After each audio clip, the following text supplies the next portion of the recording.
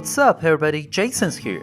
Let's talk about the user permission in Yeastar S-Series VoIP PBX. As shown in our previous videos, the administrator can access the system through Web GUI to manage and maintain the PBX. While the Web GUI is actually not exclusive to the administrator, any user of the system could also be able to log in the system by using the extension user account. Normally, the ordinary users are able to check their voicemails, set call forwarding, and other extension features for themselves. In other words, they can't modify anything of the system but whatever they want for their own extensions. Just because their access to features and settings of the system should be limited to keep the stability and security of the whole system. However, for some certain circumstance, some ordinary users are needed to be granted more privileges. Take an example. An HR in the company is usually in charge of the employment.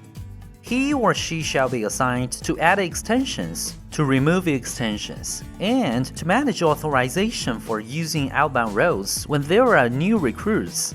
And for a supervisor, he or she might be allowed to check CDR and recordings of all extensions but no permission to configure the system or to manage new extensions.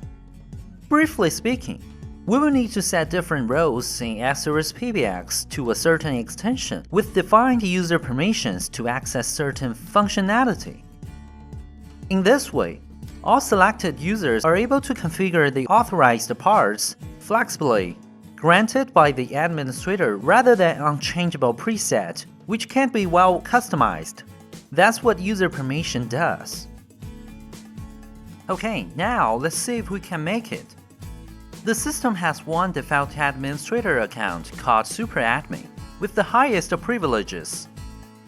Logging as the SuperAdmin is what we do normally while accessing the system.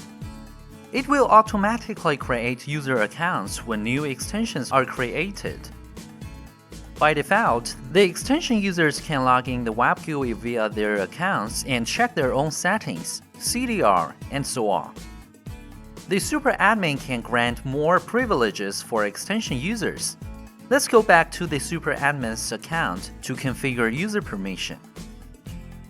Say we're going to assign the permissions of add extensions and select extensions in call control to the HR. First, choose the specific extension, then select the role for the user. Two roles are optional, administrator and custom. Administrator here has all permissions except the privilege of designing user permission, which is the main difference between the administrator here and the SuperAdmin as we are. Of course, you can uncheck items to remove corresponding privileges if you want. While custom means that we could customize permissions assigned to the user. Choose custom here because it's not necessary to provide all privileges to the HR. Now, the final step. Check extension and call control to grant this extension the ability of managing other extensions and adding other extensions into outbound routes. That's okay. Now, we log into the system by the HR account and we will find these two parts are available on the main menu to configure. As for permissions assigning to the supervisor account, the process is similar. We grant users to ensure the security of the system. See, it's really easy as what this user-friendly system always does. Hope you guys could enjoy this video. Hit that like button if you're interested in the episode. Subscribe us to get more informative news. Don't forget to follow us on the social media. I will see you guys in the next video.